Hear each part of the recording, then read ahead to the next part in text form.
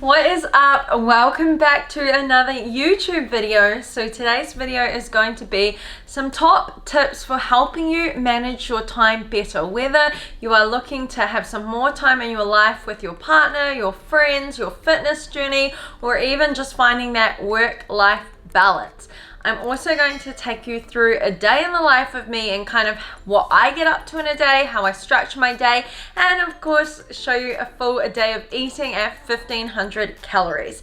I hope that you enjoy this video, and as always, if you do, please remember to give it a thumbs up and drop a comment below. Time management is one of the best tools for setting yourself up for success. Being aware of how you actually use your time will allow you to work on self-improvement as well as achieving your goals. I'm going to share with you a few of my top tips. Hopefully this really helps you on your journey to achieving whatever goals you have, whether it's in fitness or in your personal life. Number one, write down your goals and get a plan in place in order to achieve them. I think that it is really important to actually have a direction of where you want to end up. If you don't know where you're going, how will you ever get there? So by writing down your goals, it really just allows you to reflect on what you actually want to achieve, and then you get a plan in place in order to, take steps forward towards that goal.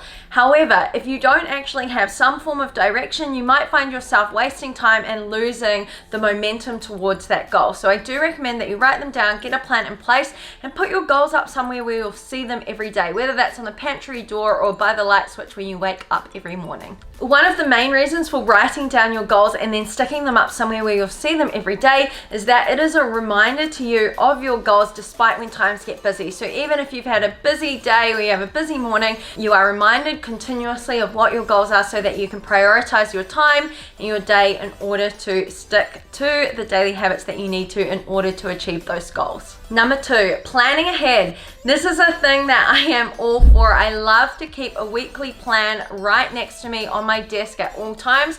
Usually on a Sunday, I'll look at what I have for the week ahead. And for those of you that have set goals to get fitter or to lose weight, there's 8 weeks left of this year. What you want to do is plan how you're going to achieve that. So if you know you need to be going to the gym 4 times a week, pick the days and the times that you are going to be going to the gym and put them in your weekly calendar. And then, of course, you need to commit to these times, and you need to make sure that you do not cancel them no matter how busy your week gets. You need to show up for yourself and commit to the things that you put in that calendar. So I do recommend planning your week in advance, and this can even come down to planning, what outfits you're going to wear so that you can lay them out and they're ready to go the next day. Preparation is key. I personally like to have a to-do list for the day as well as a weekly kind of summary of what I'm up to for the week ahead. That flows on nicely to number 3, to-do list. I am a mega list person. Even when I was at university, I would always have to-do lists for the day ahead. Before I go to bed, I would just write down my to-do list so that I could go to bed without, lying in bed thinking, oh, I've got to do this, I've got to do that. It's all written on a piece of paper, ready for me to, tick off the next day.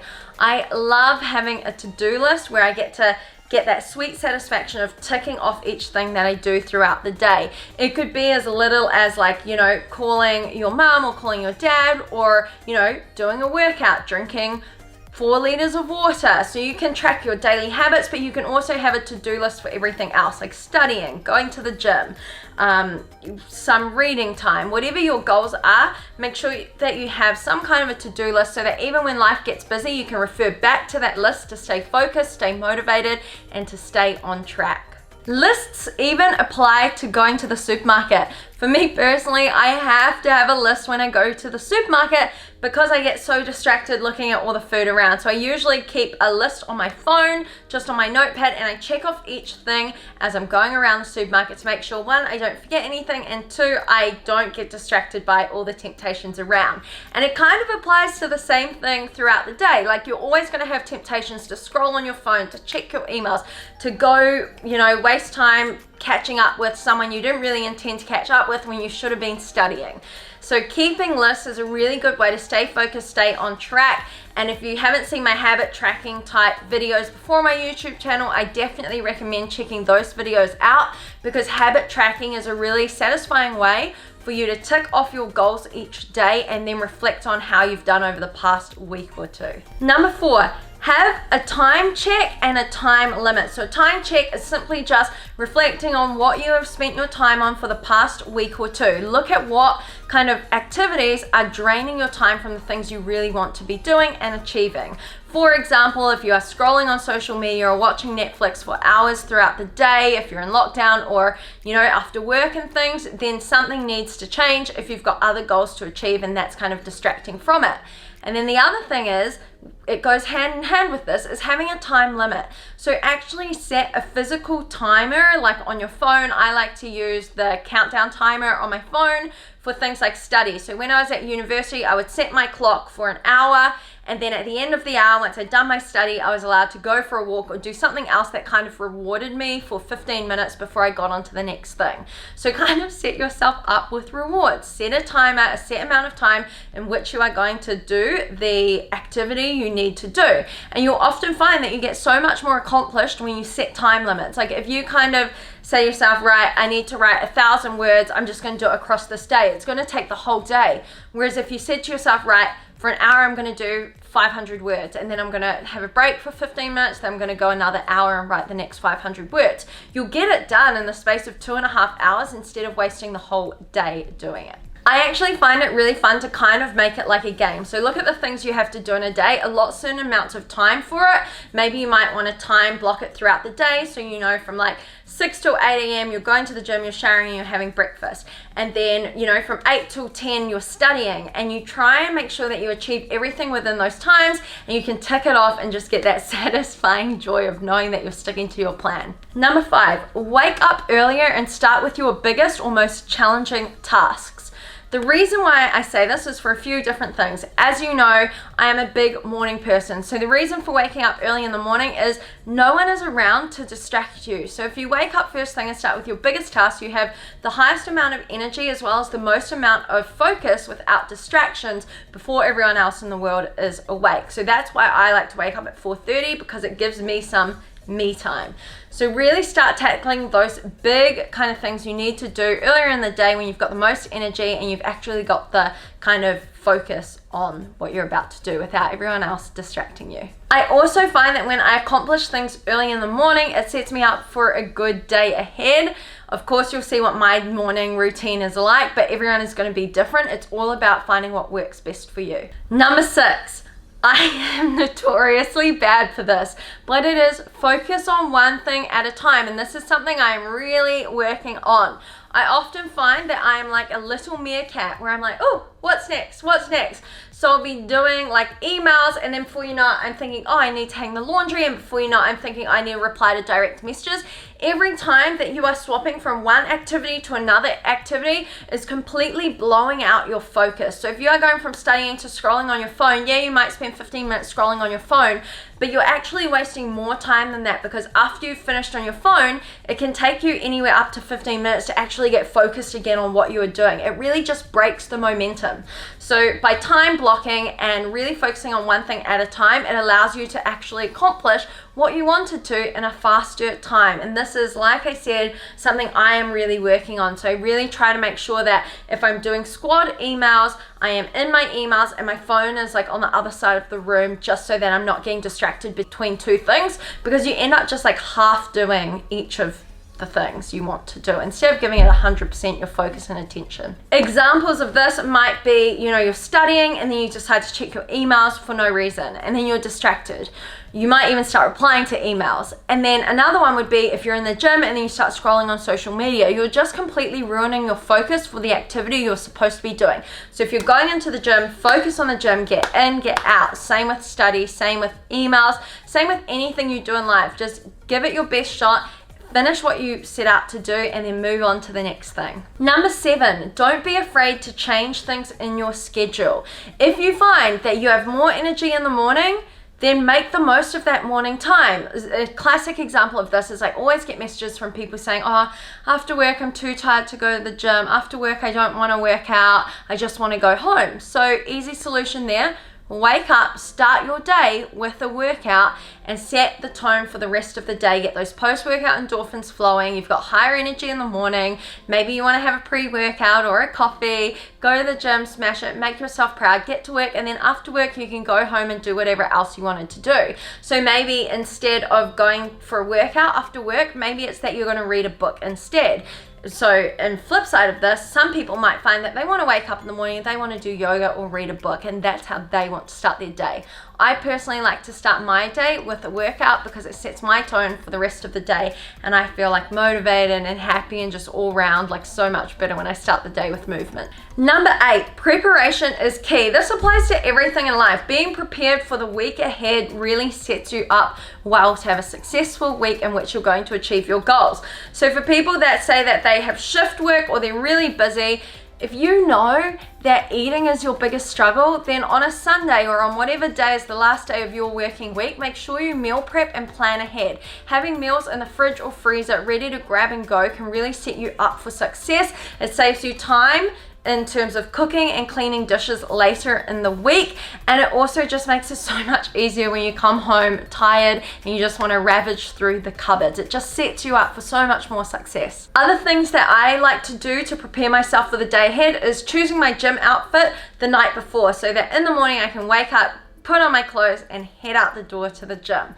So whatever it is that you feel you could kind of speed up the process the night before, spend your time winding down, picking out your gym gear, packing your gym bag and your work clothes for the next morning ahead. Maybe even prepare your lunch and pack it the night before so that in the morning you can wake up, grab your bags and head to the gym and go straight to the office from the gym. Lastly, once you have tried to apply some of these rules to your week or tips to your week, reflect on the week. How'd you go? Were there things that you could change? Are there things that you think you could do better? Where could you improve on? Where are you spending time that you shouldn't be? And just be adaptable to change and be realistic with what you want to achieve and how you can actually manage your time better in order to do so. Okay, those are all my tips. I hope that you actually learned something from that. I hope that it was helpful. Now it is time for me to talk you through my day and how I go about everything from 4:30 in the morning wake ups right through to like an 8:30 p.m. bedtime. Let's go. Okay, so my days typically start at 4:30 in the morning. Ross's alarm goes off. We both pretty much spring out of bed. I wash my face and I start making my supplements. Currently, I am having OxyShred for my workouts in the morning. It has caffeine in it, so it really just perks me up and gets me going. Ross will walk me to the gym if it's his rest day or if he's coming to the gym to train with me just to make sure it's safe. Today I had a killer lower body day. It was really compound focused. So I warmed up effectively, working my way up, and I started with deadlifts. I was able to hit 112.5 kilos on my deads after going through some warm-up sets of some reps ranging from 60 kilos right through to 110 kilos. So I was really happy with this. I then moved on to my squats, supersetting with hamstring curls. So this week is kind of like a deload week for me. It's heavy weights, but it's half the amount of sets. So instead of doing 4 working sets, I'm doing 2 working sets. So on my squats, I was able to hit 95 kilos for a working set and then 97.5 kilos, and I superset that with hamstring curls. It was a little bit awkward to film myself, so I'm leaving that one out. And then I went on to hip thrust. So as you can tell, this is a very compound lift focused session. Monday is my heavy day, so I did some hip thrust. Once again, I was able to hit some PBs on this. My working sets, I was doing 3 sets, so I did 105 kilos, 110 kilos, and then 115 kilos, all dead stop. So stopping at the bottom, resetting, and going again. I am so proud of myself. I've been getting really strong. After my workout, after my compound weighted workout, I finished with a booty band circuit. Absolutely love finishing my lower body with kind of a booty burner. So I did that before moving on to the treadmill. So on the treadmill, I like to finish up My workout, just doing a quick 20 minutes, either replying to direct messages or reading a book. This is not what I count as cardio. It's just a way for me to get my steps up before I have a really sedentary day ahead, as I do have, you know, an office job. Like I sit down all day working on squad plans and emails. So I always try to hit about 5,000 to 5,500 steps before I get home. So that includes walking to the gym, doing my workout, a quick walk on the treadmill, and then walking home. Once I get home, I shower, I freshen up. Usually I have a business call at 7:30 in the morning with my business partner every weekday. So Monday to Friday, we talk through what our plans are for the day ahead. And then I'll prepare some of Ross's lunch, like pack his lunch for him and things like that. Once I've done that, I move into doing squad emails. But today I just had a really busy morning. It felt like a really busy morning. So I jumped in the squad emails, went on live. After my live at 8 a.m, I often like to do lives at 8 a.m. on the weekdays in New Zealand time. I then went on to make a coffee protein smoothie. Absolutely delicious. This one has cauliflower rice, unsweetened coconut almond milk, protein powder, the salted caramel blessed, like plant-based protein, some sugar-free avalanche drinking chocolate, and then some coffee ice cubes. I've been making like coffee ice cubes just to kind of make it more like an iced smoothie as it gets warmer here in New Zealand. So I had that and then sat down to do some more work for the Anjuli Fit Squad.